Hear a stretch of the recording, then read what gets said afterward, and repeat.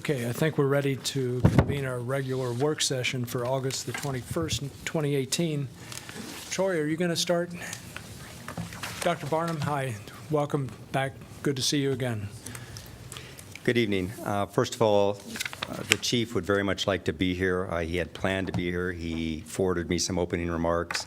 Due to a procedure that he had done last week and the death of his father, he's not able to make it tonight. He's actually ushering family back for funeral service arrangements. I'd like to reintroduce you to Dr. Christopher Barnum. He's the Associate Professor of Sociology and Criminal Justice and Director of Graduate Studies Masters in Criminal Justice at St. Ambrose University. He has presented to the council before. Many of you are personally familiar with him. Today, he's going to present on the 2016 and 2017 analysis by his group of our traffic data, our traffic stop data. And again, the chief had prepared some opening remarks. I apologize that I'm just going to read these, but I think it's important that you hear him in his words. The Iowa City Police Department's collected demographic data on traffic stops since 1999. The first analysis was in 2004 entitled Traffic Stop Practices of the Iowa City Police Department, January 1 through December 31, 2002. The research team was from the University of Louisville, and this report was frequently referred to as the Louisville Study. In 2006, the ICPD hired Dr. Christopher Barnum to conduct an in-depth analysis to better understand operational trends in the department. The goal was to reduce the traffic stop disproportionality and gain the confidence and trust of our community, especially the minority community. Dr. Barnum conducted an analysis on data from 2005 to 2012 and presented the results to the Iowa City City Council on June 16, 2014. He presented the 2015 data analysis results on April 19, 2016. Dr. Barnum met with some Iowa City Police Department officers in 2014 and 2016 to explain his methodology and the results of his study.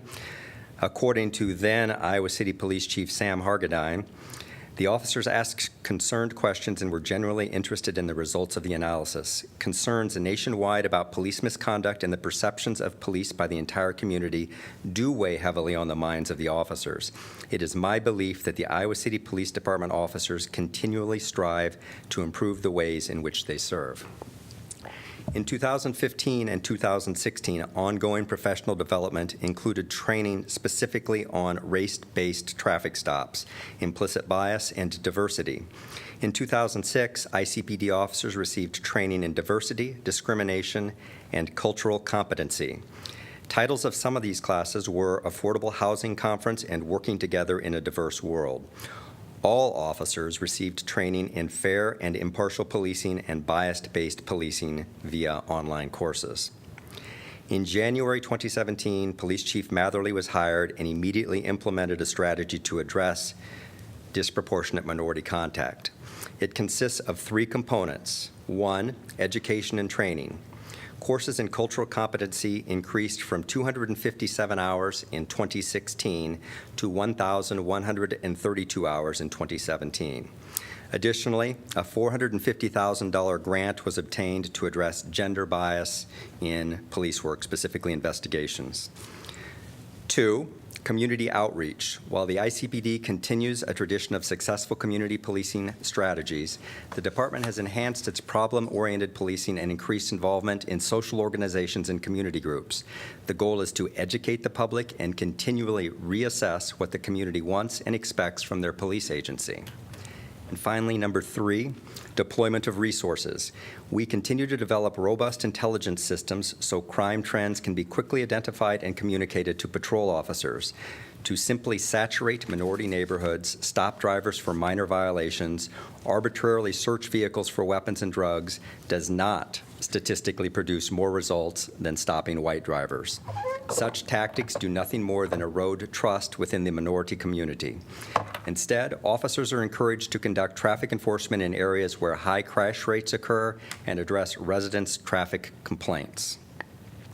In late 2017, An Iowa City Police Department committee was formed to develop strategies to reduce disproportionate minority contact, increase community trust, improve internal communication and education regarding disproportionate minority contact, and develop creative and supportive ways for officers to be more effective at their jobs. One of the committee's initiatives is the Bulbs program, a partnership with local repair shops to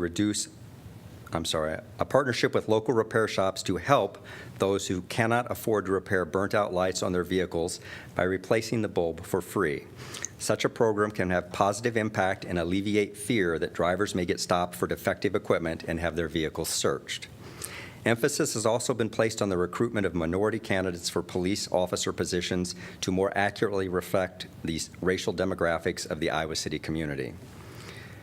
Finally, there is more work to do in addressing disproportionality in traffic stops, according to the St. Ambrose study results that Dr. Barnum is about to present for 2016 and 2017. However, in 2017, there was a significant reduction in the disproportionality in outcomes, such as citations and searches, which is encouraging. The Iowa City Police Department will continue to identify where disparity exists that we have influence over and address it in a fair and consistent manner. Again, I wish Chief Matherly was here to present that to you himself. I know that he would like to be, but with that, I'm going to turn this over to Dr. Barnum to present the data analysis for 2016 and 2017.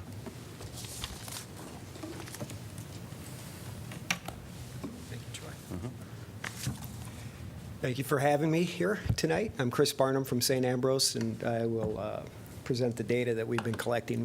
We've actually been working with Iowa City for quite a while now, and some of you have seen my presentation before. So since I have 2 years worth of data instead of going through each year piece by piece, which might be kind of time consuming, what I'll do is kind of highlight the important areas, highlight our methodologies so you have a good understanding of how we do our work. And then I will point to the areas that I think are probably the most important and significant of what we found in the study. And of course, if you have any questions, you can ask me. And I think probably the best way to ask me is just to ask as I'm presenting the data rather than waiting to the end, because that'll save some time that way. So when we do work like this, and we actually are working with several communities, so we're starting to get quite a bit of experience and expertise at doing this. What we look for are two essential features in police data.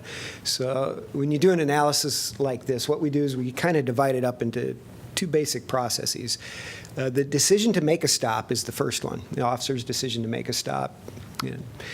That's the tricky part. And then the second part is the outcome of the stop, what happens after the stop occurs. That part's a little more straightforward because we have a fixed data set that we can compare there. So the tricky part about the first part, the decision to make a stop, is what we do is we get the data from the police department, and we'll look at percentages based on racial categories. So what percentage of the stops were African Americans, what percentage were white, what percentage were Asians, and so forth. And then we have to compare that to something, and now that's the tricky part. It's tricky in several ways. First of all, most communities are not homogeneous in terms of racial composition across the geographic area. And so if stops are made more in one section of town than in another, then you have to go where the stops are being made to figure out what the percentage of the racial composition of the drivers on the roads are in those areas. So we spend a lot of time in the communities we work with going out and establishing what we call benchmarks. And what that is we actually go out and watch the traffic. And my grad students do it, actually. I don't do it. What they do is they look at cars and they try to determine the race and gender of the drivers, and they just keep a tally. And then we compute the percentages of different racial categories on the roads that we see in specific areas of town based on what the grad students see. We also then try to validate that by looking at census data and some other things. But we've been doing traffic observations now in Iowa City for nearly 10 years. And we're doing them right now. We're continuing this process right now. My students will be down here again this weekend. And we're in the neighborhood of over I don't want to give you a hard and fast figure, but I know the last time I counted, we were approaching 70,000 observations. So we've watched a lot of traffic here. So that's sort of the methodology. So the hardest part of doing this type of work is the first part. Looking at the police data on the decision to make a stop and determining, do the numbers differ from what we think they should be based on the benchmark values that we see. So on the screen now is kind of how we do this. So that's obviously a map of Iowa City broken out by 1 square mile areas. And what we do is we track the stops made in each of those squares, and then we go to the ones that have the most stops made, and we really focus on watching traffic. And we watch traffic both during the day and at night, on weekends, football weekends, and so on. So we try to get a good benchmark that way. And so I'm going to skip to this slide right here. So each of these little squares are numbered, and when we get the data from the police department, the stop will indicate which location it occurred by that number. So we can track where the stops were made. And so if I go back to the previous slide, you can see that this slide shows, and this was actually from 2016, but 17 is very similar to this, that most of the stops are made in one area of town, zone number 21, and that's downtown. That's the downtown area. So of the 12,000, almost 13,000 stops made in that year, over 6,000 of those stops took place downtown. And then, so zone 29, which is, let's see if I can get this mouse to work. Yep, right there, is right here. That's the second most place. That would be immediately south of downtown, sort of like the Broadway Cross Park area. And then adjacent to those areas were also areas that had quite a few stops made. So this map that I have on here now shows you the areas where the lion's share of the stops were made by the Iowa City Police Department. Zone 21, the downtown zone, by far had the most, and that was true across days, nights, weekends, whatever. And then second highest was zone 29, which is immediately south, the area I just talked about. And then the other two areas also had, in comparison to other areas, relatively high numbers of stops. So at this point, since I've already given you a lot of information, would you like me to go back and show you that previous slide so you can look at that again with the bars, or are you, this one right here, or are you comfortable with me moving forward? Okay. So what we do then is, now that we know where the stops are generally being made at, that's where we really focus on doing traffic observations. So we go out, and my grad students set up at different locations throughout those 1 mile areas and do exactly what I said. They watch traffic, and they record the race and gender of the drivers that they see according to their perceptions. And then we cross-validate what they see. So each of them rotate through the same location, so I can check and see if pretty much all of them are seeing the same thing. Generally, we have a rather high correlation between observers in the neighborhood if you used a correlation coefficient of 0.8 or above. So they're all seeing pretty similar things through the intersections that they're watching, which gives us some confidence that our benchmarks are probably stable, at least, and hopefully valid. Now, we're currently in the process of watching traffic again this year, because there was some indication in the last 2 years in the data that maybe the benchmarks were changing. So the analyses that I'm going to show you tonight are based on benchmarks that we've already established, but keep in mind that we're watching right now to see whether those benchmarks are indeed valid. I have a feeling, although it's too early to tell, that maybe the benchmarks have creeped up a little bit. And what that would mean is if the benchmarks have changed, then the level of disproportionality that we see might be a little bit too high based on the old benchmarks. So that's why we're looking to see right now. So this gives you this was information up to 2015. At that time, we'd made about 56,000 observations, but like I said, we've been watching again, so we're probably in the neighborhood of pushing around 70,000. And you can see we're watching certain areas a lot more than other areas, which makes sense because that's where most of the stops are being made. So what we do essentially is we establish a benchmark for the city in general, which is 10%. 10% of the drivers on the roads, we argue, are minority drivers, except in the areas that we watch extensively, and then we use our benchmarks in those areas. And we base our benchmark in the other areas off census data.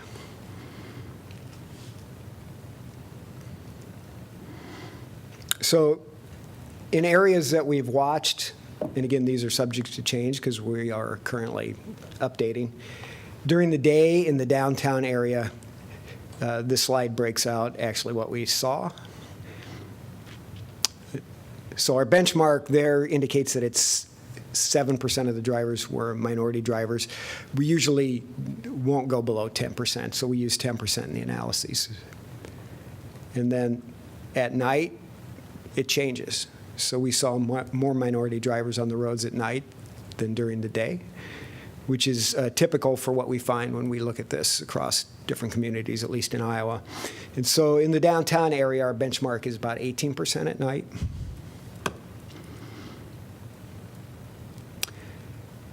And so then that area just south of downtown, the Broadway Cross Park area, during the day, it depends on where you're at there. That's a very interesting area. So certain areas are higher than 25%. Certain areas are quite a bit lower than 25%.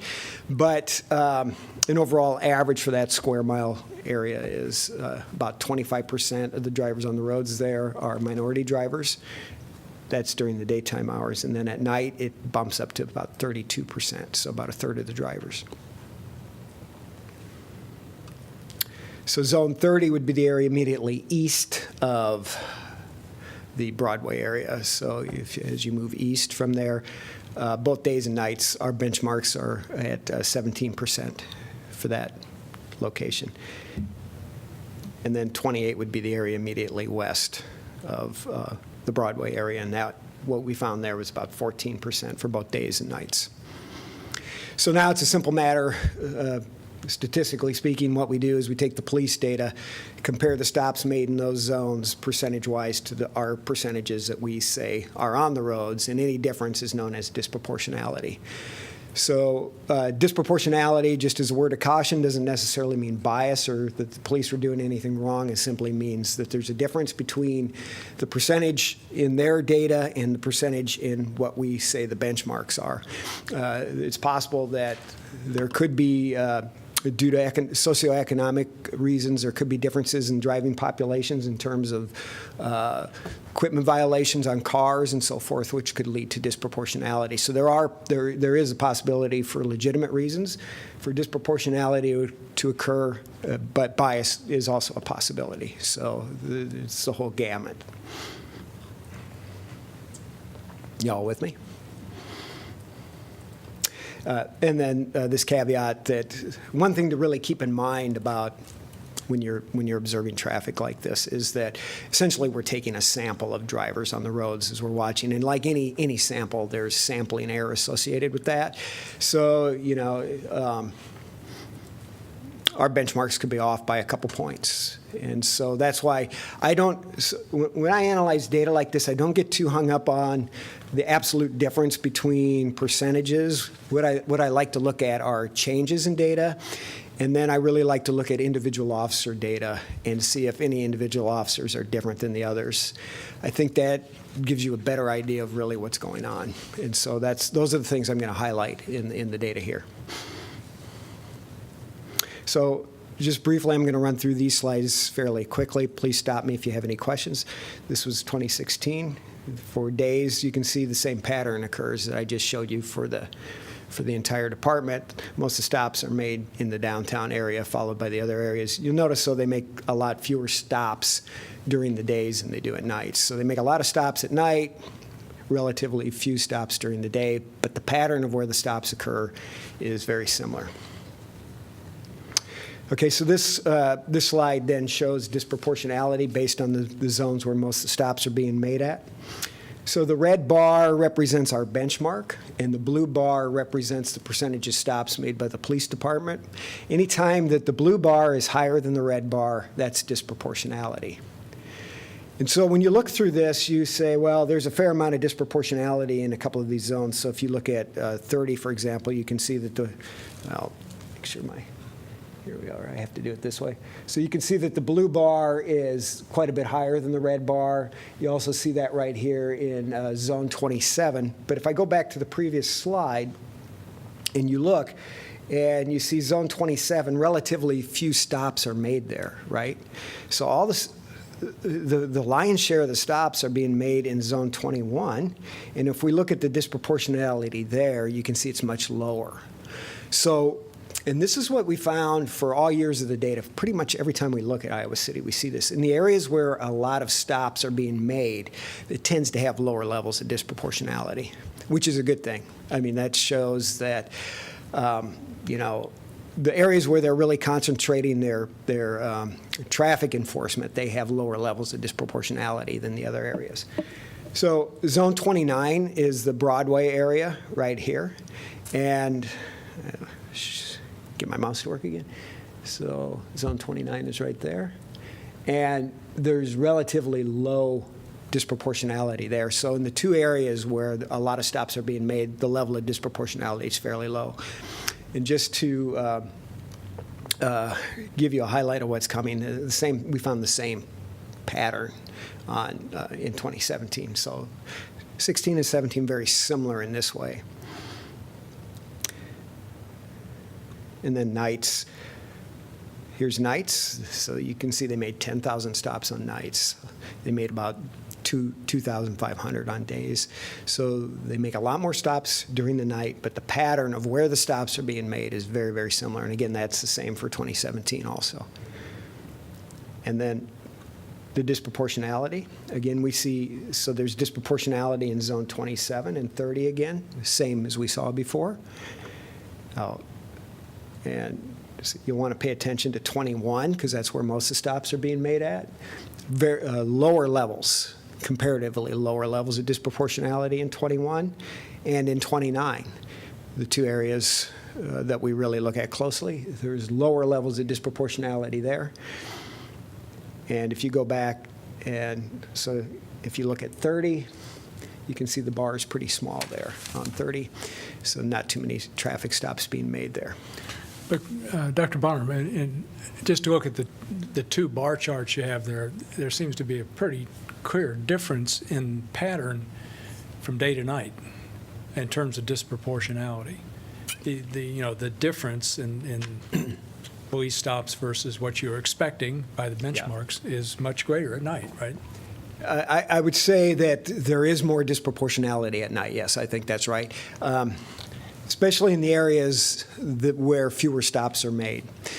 I'm really cautious about talking about disproportionality in areas where the numbers are a little bit lower because, with statistics, we really worry about the law of large numbers. So, there might be an element of sampling error there, but we do tend to see it year after year. So, yes, so there tends to be more disproportionality at night, which is interesting for a couple of reasons. It's harder to tell who's driving a car at night, for one thing. But for another thing, I think, and Captain can tell me if I'm wrong here, but I think the younger officers tend to work at night. And they tend to be more aggressive, and that could lead to disproportionality, too, as well. Could you clarify something in terms of this data? Do calls for service affect the stop at all, or are all of these situations where the officer makes a visual observation? If you could just Yeah, explain that's a very good question. So, no, so we pull out the calls for service and those types of things. So these reflect officer-initiated stops. One question I would have is, what are these stops for? Do you have that information? Yes. So we track two broad categories of stops: moving violations versus equipment violations. I don't have a slide, but I can tell you essentially what it shows. Minority drivers, particularly African American drivers, tend to be stopped more for equipment violations at a higher rate than white drivers do, and the opposite is true then for moving violations. So, yeah, that's pretty typical what we find, and actually, in the other areas where we look to, in other communities, we tend to find the same patterns. Now, again, that can be due to a number of reasons. It could be a profiling issue, right? You're looking for a reason to stop a car, so you pick on an equipment violation, or it might be differences between driving populations in terms of the quality of the car based on socioeconomic factors or other things. So that's why this is a little tricky to make categorical statements that way. This just combines the data both day and night, and it shows a very similar pattern here. So these next few slides that I'm going to show you, I think, are more informative in terms of actually what's going on. And so we not only look at the department as a whole, we look at individual officers. Now, the data that I'm going to show you are de-identified, so you won't be able to tell who the officers are. I'm not even sure who they are. They come to me de-identified. So, well, actually, they come to me identified, and then I de-identify it. Just make sure I'm crystal clear on that. But then I forget it. So what we do is now we compute it essentially the same way for each individual officer. So we look at where the officer is making stops and the benchmark in the area where the officer is making stops, and then we compute the percentage of minority drivers stopped to the benchmark, divided by the percentage of white drivers stopped to the white benchmark, which is simply 1 minus the minority benchmark. That gives you a quasi-odds ratio measure, right? So, like, that's, if you want to think about it, it's like betting odds, 1 to 1 means even odds, right? So that's good. If you have a score of 1, that means based on the benchmarks and the percentages that should be stopped, that means that a white driver and a minority driver are equally likely to be stopped. As the scores increase, that's an indicator of disproportionality. So, for example, a score of 2 would mean that based on our benchmarks, that minority drivers are the odds are twice as great that minority drivers will be stopped in comparison to white drivers. You've got to be careful how you say that. It can change the meaning. But that's the correct way to say it. So the odds are twice as great that a minority driver will be stopped in comparison to a white driver. 3 times as likely, right? So larger scores are bad. And so what we do then is, keeping in mind that our benchmark data are a sample, and so we worry about sampling issues, what we look at is what's called an internal benchmark, where we compare officers against each other. So officers, we can compare their scores against each other, and we can look at how many stops they made. And what we look for are officers who are different from the others, and that's indicative of perhaps a problem. So this just gives you that formula that I just talked about. We call it a disparity index. So this is the data from 2016, right here. So as you look at the data, if you look on the number of stops run up the y-axis, the vertical axis there. So as you move up that's a higher number of stops. As you look, you can see there's an officer that made 1,500 stops in that year. That's a lot of stops, by the way. And as you move on towards the right on the x-axis or the horizontal axis, that's the disparity index. So that bold red line is the median for the department, and then the little dashed line is the 90th percentile. So 90% of all the officers are below that line or less. So what we do then is we look for officers who are to the right of that line because they would be different. And again, we talk about the law of large numbers. So that blue line that is horizontal is a benchmark of they made at least 100 stops.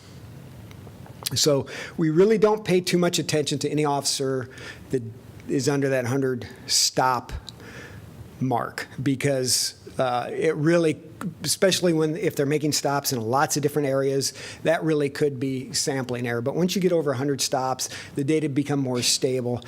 And so as you look at these data, get my mouse to work here, you can see right here that we have an officer, this is an outlier with a high score. So that officer has a disparity index score of 6. And based on what I said, that would mean that the odds are 6 times as likely that an officer would stop a minority driver in comparison to a white driver, and it's very different from the rest of the officers. So this is these are the types of things that we think are a little more revealing than the aggregate data. And what we like to do is track these types of data across longitudinally across a number of years. So I'm going to show you the same graph now for 2015. And you can see there's the same pattern. There's an officer here, right here, with a higher score, and that happens to be the same officer. So, obviously, the command staff knows about this. I think they're concerned about it. You know, this was, I was brought down here for some training and talked to the officers about this and so on and so forth. We look closely then when we get information like this at the second half of the study, which I'll talk about in a minute, the outcomes. So the outcome of the stop, right? So what can happen as a result of a stop? You can get a ticket, you can get a warning, you could maybe have your car searched, you could get arrested, right? So we look for then disproportionality among the officers that kind of stand out in these other areas. One thing we did find with this officer, there tended to be high levels of disproportionality in the outcomes as well. So this is an issue that I know Chief is concerned about. And so I think what I'll do here real quick is I'm going to jump ahead to the 2017 data of the individuals and show you that, rather than the aggregate stuff, which is very, very similar to 2016. But we'll go past the outcomes here and jump to it real quick.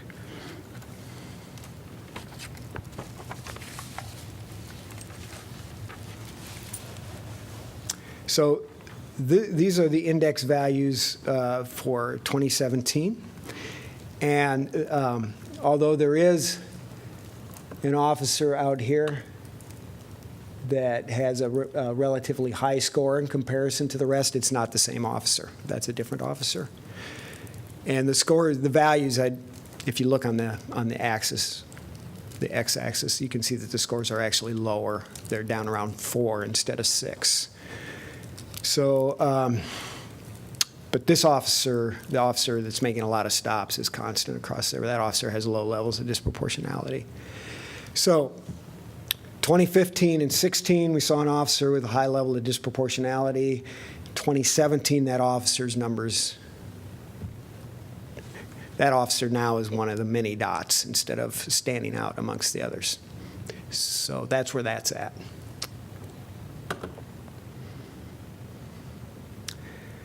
So any questions on that before I move on to the outcomes? This is the part that really I think is probably the heart of the report here. I'm having a little trouble understanding the dotted red line, which I think you said was the median Yeah, that's the median. disproportionality index, correct? For the department. For the department. And it seems to have increased from 2015 to 16 to 17. You have a sharp eye. That's Yeah, exactly so that right. doesn't sound good to me. No, So and so that's why I think maybe that our benchmarks maybe are a little low. That's why we're really looking again. Maybe the driving population has changed, which would cause that line to shift.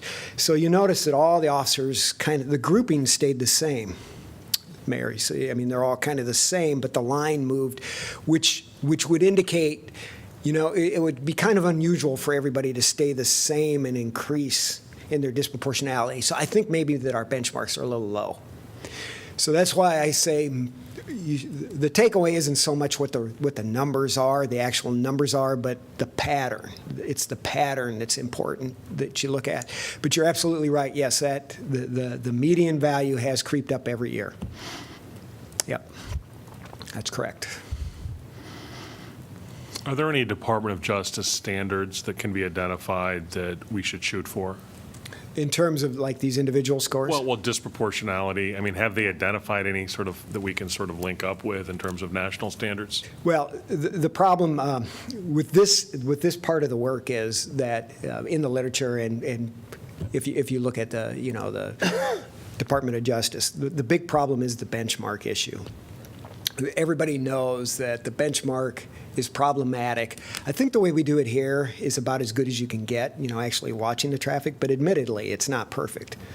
And so, no, I guess to answer your questions, because the benchmark is so problematic, pretty much all research done in this area now is done on the outcomes, because the outcomes you don't have to worry about a benchmark. You just, now you have a closed data set, which are the stops, and you compare what's happening to the people who were stopped. So you don't need to worry about the benchmark. So that's pretty much where the research is at now. But really, the most important part of this, and what, in my opinion, researchers should strive to do is get this front part right, because you can't get a ticket unless you're stopped, right? So, so the decision to make the stop is really, in my opinion, the most important part, but it's the hardest part.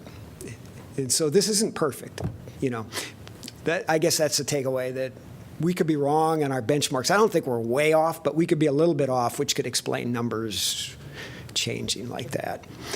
But when I see a pattern where one officer is very different than others, that frankly is concerning.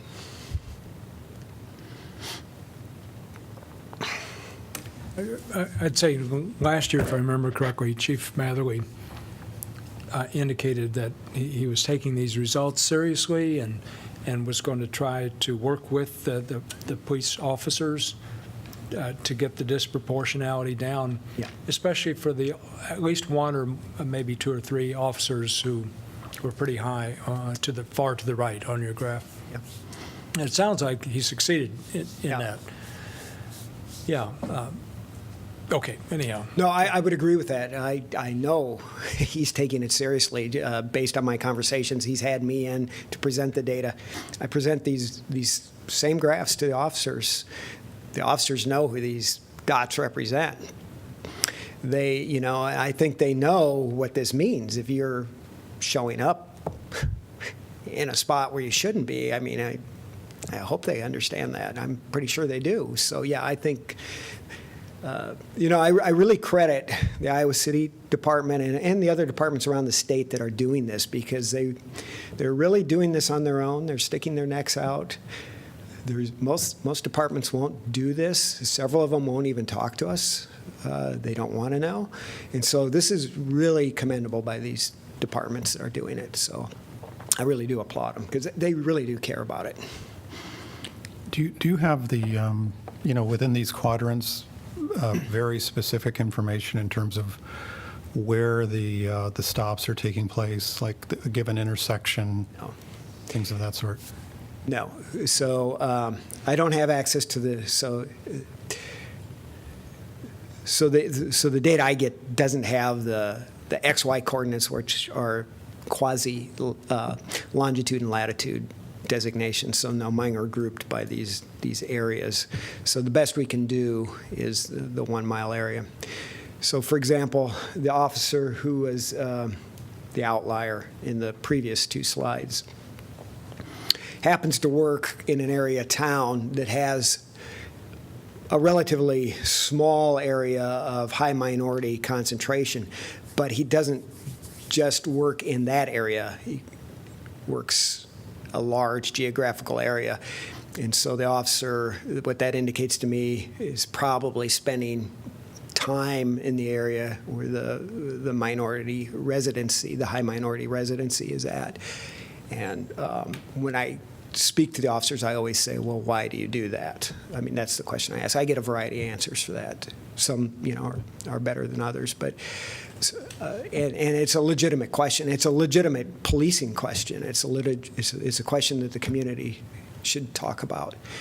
Do we want the officers in a certain area more than others, and so on and so forth? And then the second question I always ask the officers is, because typically the response I get is, well, I spend my time in the area where there's a lot of calls and types of calls that are, involve violent crime or maybe guns and stuff like that. And so what I ask is, and I don't know the answer to this, so I'll just throw out the question is, does traffic stops reduce that type of crime? Does doing a traffic stop reduce gun crime? And the literature isn't clear on that. Maybe it does, maybe it doesn't. So it's a legitimate. It's something that I think really that's community stakeholders in the police. That's a good thing to talk about right there.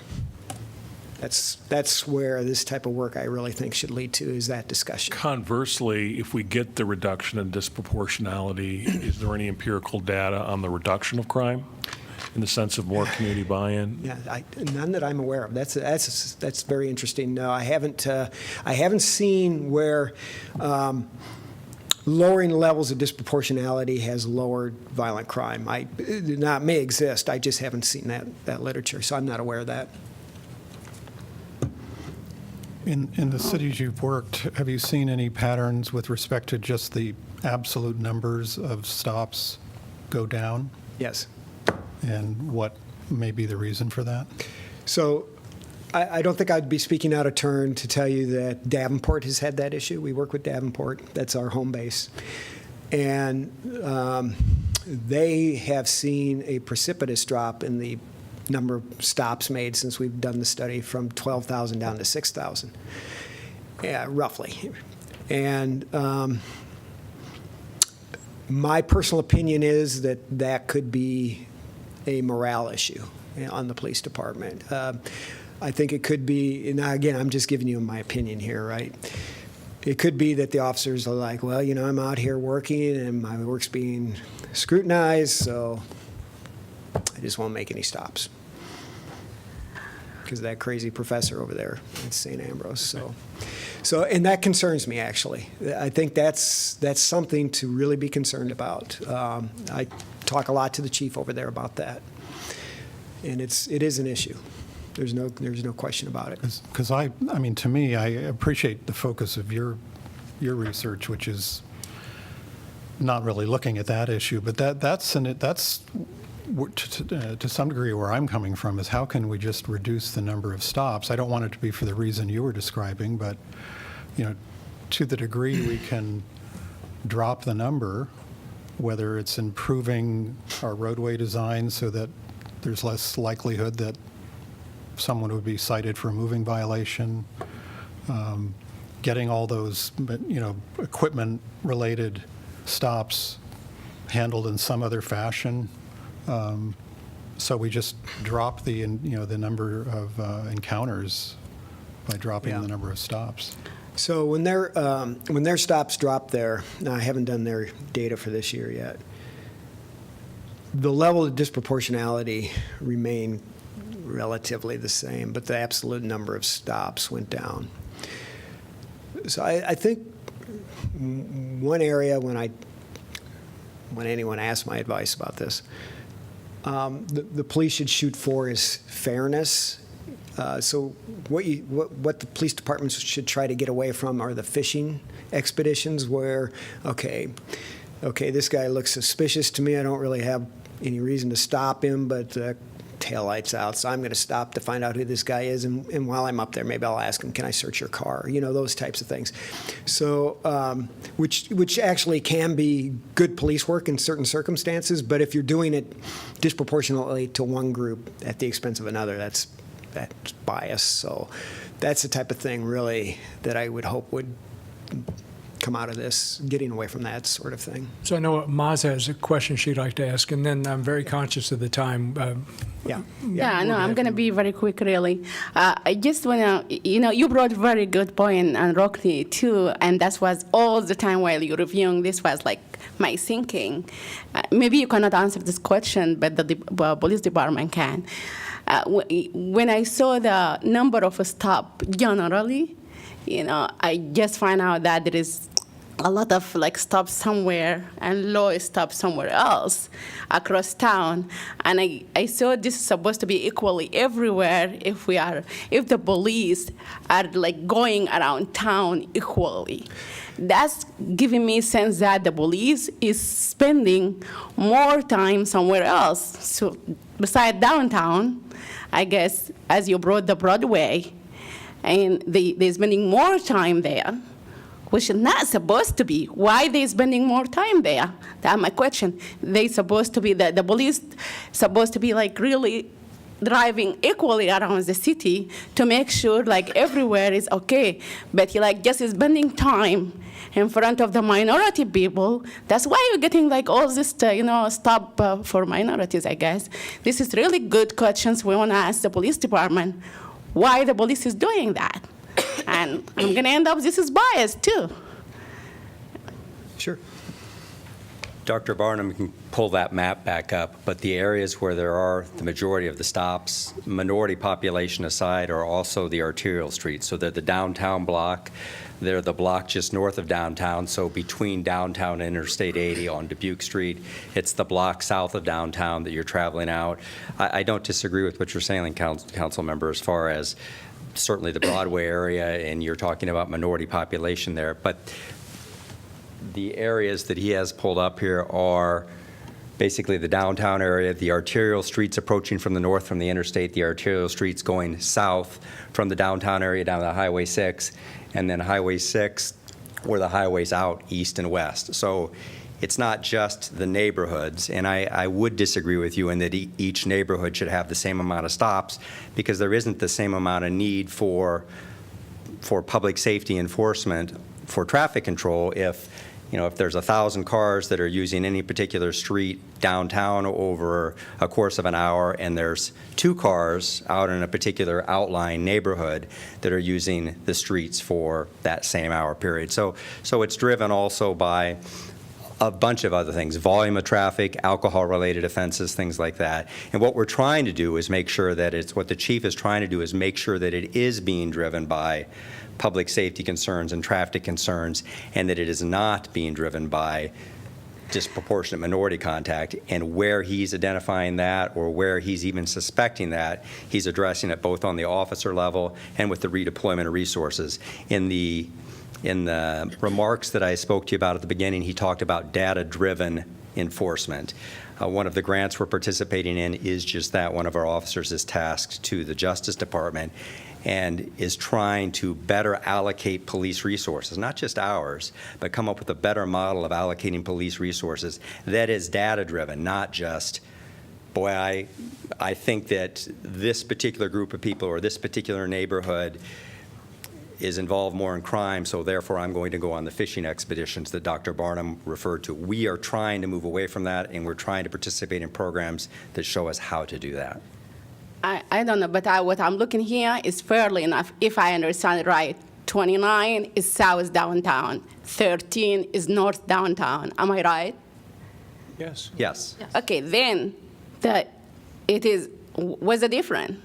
You're telling me there is more traffic on the 29 zone Correct. than more traffic on the 13 zone? There's more traffic on 29, 13, 30, and 28 than many, if not most, of the other blocks. And there is more traffic on the west and the south than anywhere else around town beside I'm not talking about downtown, by the way, okay, because that's Just leave the downtown alone. I'm talking only about south side and the other side, comparing like to the other side of the city. You're telling me in Iowa City, there only a lot traffic at the south side of the city. No, I'm not telling you that. Then you have more stop here, and we have to look closely why we have more stop here.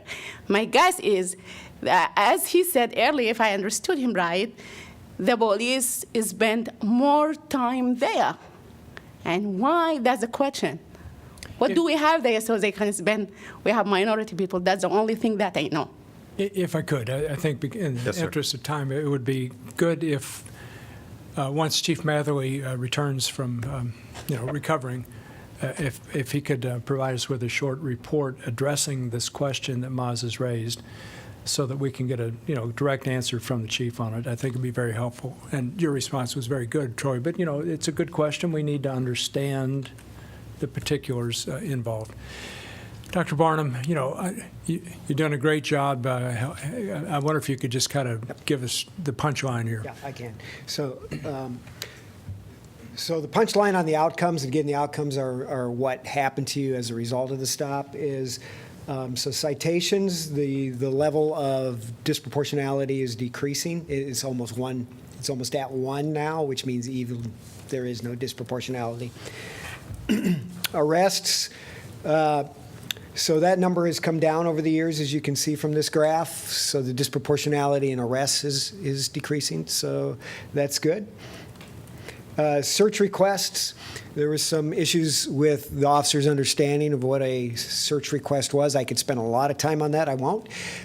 Needless to say is now they do not mark their boxes as a search request when it really isn't one, and there's practically none of those. So a search request is when you ask somebody, can I search your car without any probable cause? So that's gone away. That's a good thing. So these are some very positive issues. And then this last slide is the hit rates after a search. Those go up and down, which show there's no difference between racial groups in terms of whether you find something on a stop. So the bottom line then, if I was going to sum this all up, is that although the level of disproportionality looks like it might be creeping, we don't know if that's due to changes in the benchmark. That's why we're working hard to see that. And what we're really focusing on then are to see if we have any officers out there that are different from the other ones. So that's kind of where we focus our work. Thank you for your attention. I appreciate it. Excellent. Thanks so much. Thank you. Really appreciate you doing this good work for several years now. Well, it's my pleasure. Thank you. Yeah. Thank you. Are we going to be able to see a version of this PowerPoint presentation? I mean, the full Sure, thing? we can place it in the info packet. I think if other council members agree, I think it'd be helpful. I What know I'd like that to- we kind of compelled Chris to skip over a whole bunch of information there, and yet be helpful to have it in hand. Yeah. I could just make a couple of quick comments. The data that you reviewed this year, 2016, 2017 data, Chief Matherly was hired in 17, in the beginning parts of 17, took some time to assess the issue, and I think has reported back to you on his plan to address this. It takes a while, and you can see the investment that's going in with officers, with training, with just reviewing this study in more detail than we ever have before with officers, so they can understand it, so that they can ask questions, so that they can learn from it. That is happening, and there's good open discussion. The chief mentioned in his memo an internal committee of police officers at all levels that are working on the DMC issue and coming up with ideas like bulbs. So the discussion is taking place daily within the walls of the department, and I really hope and expect to see that as that investment in training pays off and that investment in just focusing on this issue pays off, you're going to continue to see improvements, not only in the numbers, but you're going to see improvements in the strategies we deploy. You're going to see more community policing efforts. Hopefully you already are seeing that this past year or two. But all that's going to pay, and I expect that as we continue to do this study, you're going to see that bear fruit in these results. Okie doke. So it's 6:30 now. We can get going on the next topic. I don't know how far we'll be able to get, though. So we have a pre-budget kickoff discussion, and we've already blown a hole in our time budget. So Ashley, do you want to lead us through this? Sure. Essentially, we're just looking for feedback from council if there are any comments or projects, programs, services that staff should start examining or thinking about including in the upcoming budget planning process. We start our staff discussions with capital projects and then move on to operational expenses and other city budget items later in the fall. And so I just wanted to quickly summarize our mid-year budget work session, I guess, or activity that we put on earlier this month. Council had asked for some additional opportunities for the public to participate in our budget processes, and staff took the idea from last January's Breakfast on a Budget morning activity prior to the major work session on the budget and ran with it. So we held a chip-in event, which was engaged about 50 residents from Iowa City and gave a quick presentation on just the status of the budget and some things that we think about when we're preparing the budget, and then had them participate in a prioritization activity. They voted with chips based on strategic plan goal items, and we had maps plastered on the wall so that people could circle or make comment on the maps, identifying areas that needed improvement.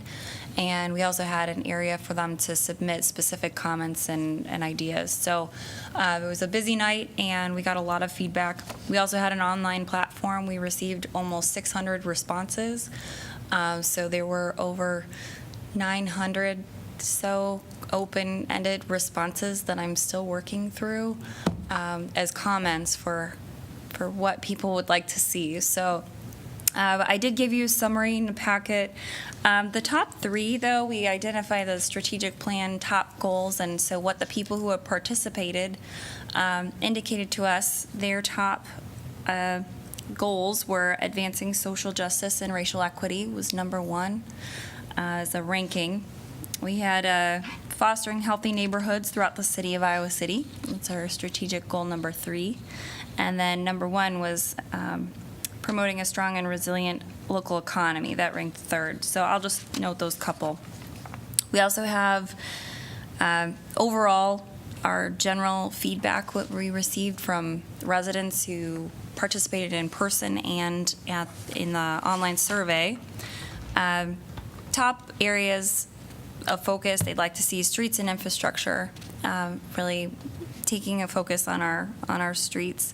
Same with public transportation improvements. So these ranged in the comments from bus transportation to bicycle facilities. We wanted to encourage equitable and sustainable economic growth. So working on exactly what areas they're trying to target. Affordable housing is a big issue. Supporting education and workforce programs was in the top 5. Council's been mentioning that, and that continued to be something that the participants were interested in seeing more of. Building and promoting a livable community for all people goes back to our social justice item. Supporting small business and entrepreneurs, connecting to our strong local economy goal. Historic preservation, supporting a reduction in consumption of goods, and minimizing solid waste spoke to our climate action and environmental goals, strategic plan number 6. And then supporting organizations helping those with trauma and crisis. So that was just the top 10 that were submitted by people in person and online. And we've got the whole packet of information if you really wanted to dig deep into specific responses, but I figured I'd give you an overall sense of what people are interested in, and then we verbatim provided all comments. So you can spend hours reading through if you like. That's what I'm doing, and pairing the locations that people identified as needing improvement with things that we can address. Some of them might be quick turnaround. We might be able to just address them with staff. If people say fix a pothole in this area, or I hope we plant trees in a park that we're planning to improve already, then we'll be taking care of some of those things. But anything major, we'll come back to you, or you might spot something that catches your eye and let us know. So I think the thought was to request any projects or ideas that you had during this time. I don't know if we have time to do that right this minute or not, but that's the sense of our mid-year efforts. So, Yeah, I'm sorry we was- did chew up some time there. I was here for the chip-in and thought it was a great event, but in hindsight, and looking at this voluminous report that you've put together, one of the things that did occur to me, if we're really trying to get input from the public on the budget and how they want money spent, then I think any effort to get that input should somehow give them options on all the kinds of expenses we have. And so the in-person thing really only gave them an opportunity to comment on strategic goals. And so I think it listed certain things underneath those. I mean, our action items, I think, underneath those. But, I mean, if you think about any of the other services, you know, whether it's streets or police or fire, just kind of the, if you will, the ordinary everyday services that we're always providing, but we are allocating a significant amount of money out of our general fund to provide, it's focusing only on the strategic planning goals didn't really give them an opportunity to say, hey, maybe I don't care about any one of those strategic plans. I want you to spend all that extra money on the streets or whatever. So that's the only particular comment I would have, is just more of an opportunity to look at the whole budget in a digestible way. I mean, some kind of major categories, obviously, so they could put their chips. Because I guess what my thought is, I wouldn't want people to think that because they voted for certain strategic planning initiatives, that they don't care about those other things. They weren't given those options on the in-person. So just, I didn't think of it that night. Okay. It just kind of came to me as I looked through this afterwards. Yeah, we tried to cover that with, there was 3 stations, and there Right, was kind of right. open-ended station, and then there was the map, and then there was the strategic priorities. I think it's a great initiative, and I know in a meeting we had at some other point, at least one of our council members praised staff for inventing this chip-in idea. So it's a great initiative. But one thing I'm conscious of, though, is that anything that involves voluntary participation on the part of residents automatically means there's self-selection involved. So that basically biases things in unknown directions because of that self-selection. So I don't mean that as criticism. I just think it's a fact at hand. I was struck by the residents' or participants' attention to basically roads, you know, and improving the condition of roads and sidewalks, I guess, but mainly roads. And boy, that's not a new topic, but I think it clearly is something we need to try to pay more attention to in the forthcoming budget. Who knows yet what's really possible, but if we could ramp up that, you know, the resurfacing budget some more and target the streets that are in the greatest need, that would really be helpful. Now that Dubuque Street will be done. Yeah, we're hoping it will really be done. Yeah. And another thing that comes to my mind, and you all surely have your own views about various things, is I think we need to be considering the possibility of adding staff. I know it's expensive. Each staff person costs, I don't know, $100,000 approximately per year, not in terms of salary, but in terms of salary and benefits, et cetera. But, Jeff, you have several times in the past indicated that there are certain departments that are really feeling very stressed, mainly because they haven't had any additions to staff, or maybe they've had reductions over the years, and yet expectations in terms of workload have increased pretty substantially. So I think we need to at least consider that possibility of adding staff for a few key departments. And I'm thinking of Public Works, I'm thinking of Parks and Recreation, because you've named them before. Maybe others. I'm also thinking, we got recommendations from our bicycle master plan and the climate action and adaptation plan to hire half-time people for those activities. We should, at a minimum, at least consider the possibility of having half-time people take on key responsibilities.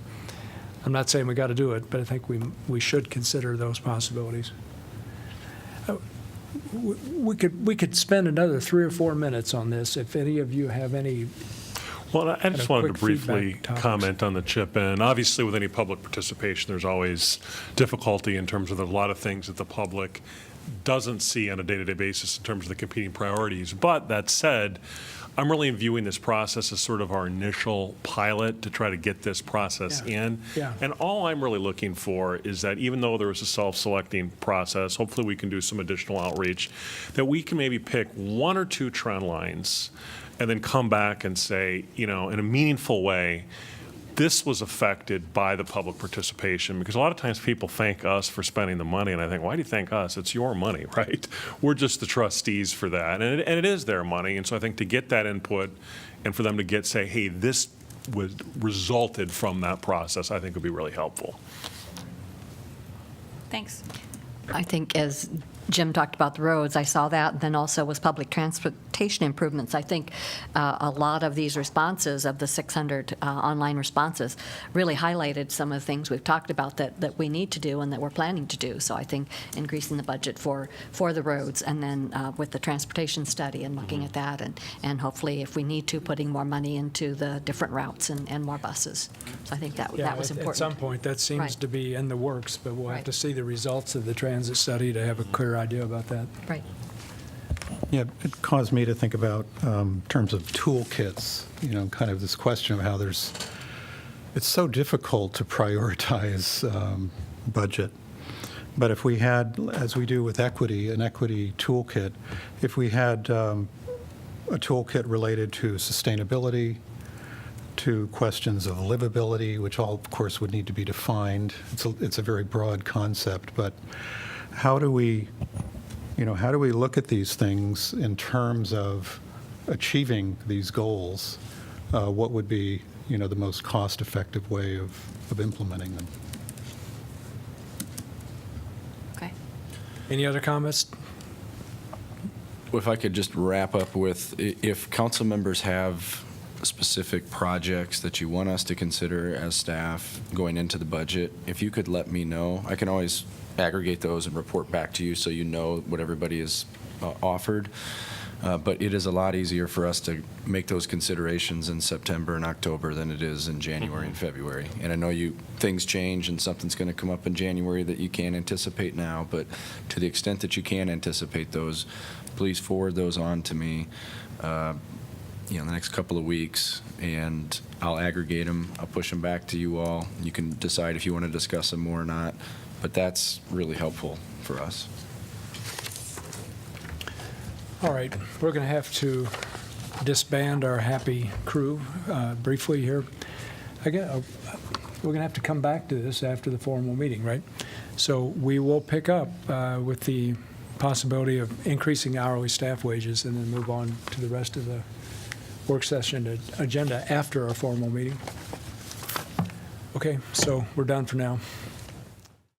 So information packet discussion, please take a look at your notes and see if there's anything in the first agenda packet you want to draw attention to.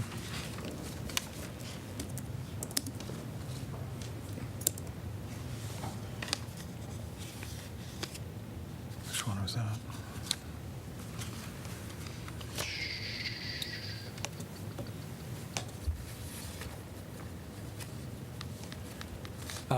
Item 5, is that 5? Yeah, item 5 on the August 9th packet, the memo from Brad Newman about exploring the possibility of establishing a quiet zone on the Iowa Interstate Railroad in Iowa City. I think that's a good idea. I've heard various complaints over the years about the horn, and especially given the nearness of some residential properties, one of which is being constructed or soon will be built.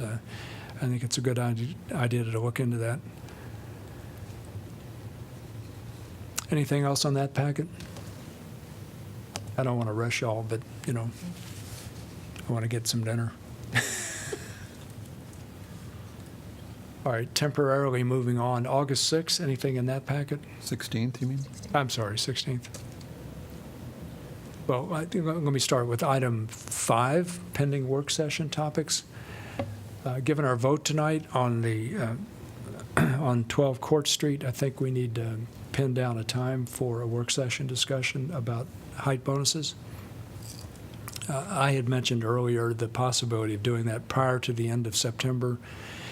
Let's find a time that we can actually do. Maybe we'll have to have a special session on that, given the complexity of what's involved.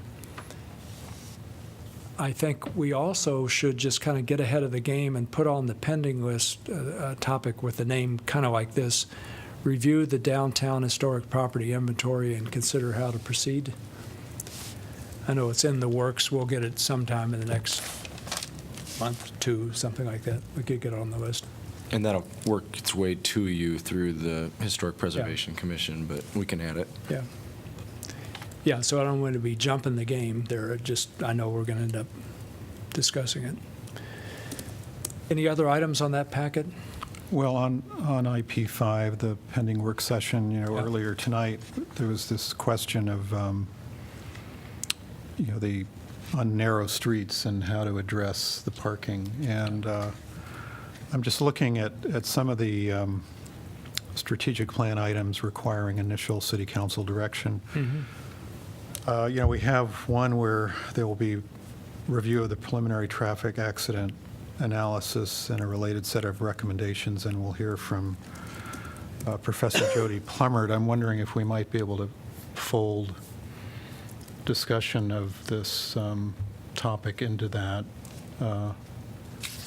Part of the reason I would like to discuss it a little bit further is one of the primary reasons for that idea of kind of creating a chicane effect with parking is traffic calming. And so I'd be interested in just hearing a little bit more on it. Well, I'd say if the staff thinks that's feasible, that would be a good idea, but We could combine it. That's fine. I'd support putting it on a work session. yeah, I'm seeing that. It sounds like looks like we have at least 4 nods, so. Okay. Any other topics?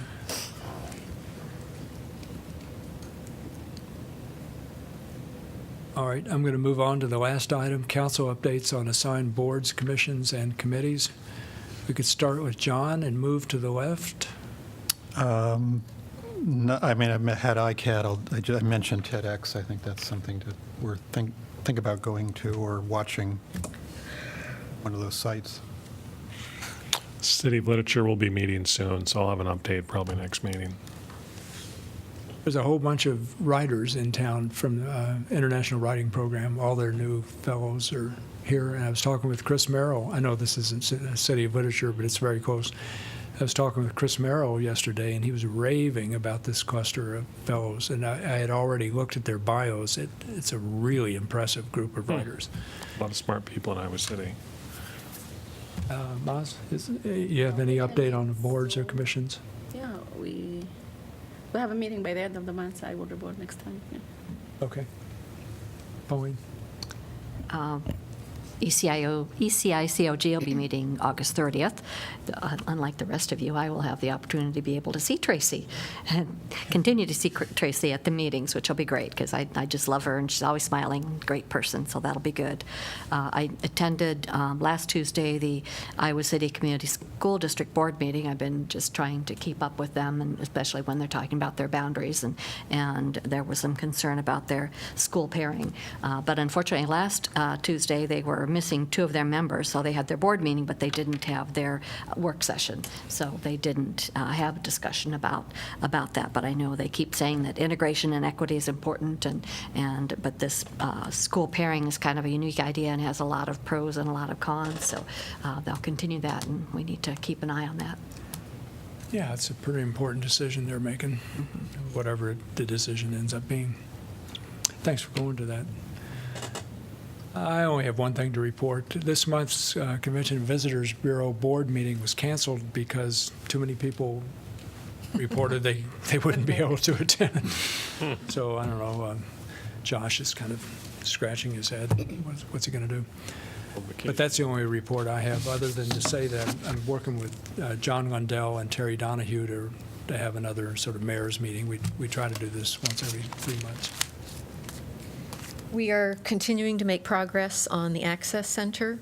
I know that, actually, I'm going to be in a meeting with you and Rod tomorrow. Okay. Rod asked me to come if I wanted to. I think, as you know, there's been an offer on a piece of property down on Southgate Street that's public. They're in the process of doing the due diligence. That's part of the conversation that Rod Sullivan and I are going to have with Jeff tomorrow, just to have some preliminary discussion about rezoning that, because that property would have to be rezoned for public use in order to put the access center there. And so we want to make sure before we run out of that due diligence time, and I actually think the rezoning is a contingency even if we got past the due diligence time, but so have some discussion on some issues there. It is, I think, in the 500-year floodplain, but it's only going to take, I think now where they're going to site the building, it would take probably less than a foot of fill to bring it up out of the 500-year floodplain. They already have the property already has an easement across the railroad tracks, so that shouldn't be a huge issue. Yeah, they didn't. Yeah, they do. Just leave it at that. So that's going to help considerably. People are getting really excited, getting very, very excited about finally seeing some things. People are working with the state and trying to understand all the rules and regulations that are going to control the, quote, access centers, starting to work with architects to nail down some more details and things like that. So trying to get some of those things. I think somebody may be contacting you, Eleanor, just in terms of maybe you and Janet working on the 28E agreement, because my sense from our meeting was really that 28E agreement is relatively simple. I'm assuming that the county will own the facility, and we will have some sort of agreement with them in exchange for handing over money to it, so that if it's not used for those purposes and/or they sold it or whatever, somehow we get our money back. So. And we're working with one of the attorneys from the university hospital, Joe Clayman, who is very knowledgeable about medical-related and healthcare issues. So he's helping with some of the initial drafting of agreements that might be between the county and whoever manages the entity, and also between them and any of the local providers. So he's got a lot of that healthcare expertise that really needs to be in those contracts. So he's kind of helping start some of that, and certainly that'll be reviewed by Janet, and maybe Eleanor, you or your staff may be asked to help at some point with that. I'm not sure. So yeah, people are getting very excited, starting to think about other money that we might be able to gather, grants and that sort of stuff, but also being very cognizant of not wanting to jeopardize any of the typical donors for other local nonprofits. So we don't want to be siphoning money away from them, so we're looking at other and new ways of getting money. Deal. I want to mention one other thing stimulated by what you say about the Access Center. When I'm at the Mayor's Innovation Project event, I'm going to do sort of a lightning round thing that focuses on the combination of the Data-Driven Justice Initiative, Housing First, and the Access Center, just to report this to the other mayors that are there. Okay, so I think we're done with the work session. So we need to adjourn the work session. No, we're done. We don't have to adjourn it at all. Never mind. We're done with the work session.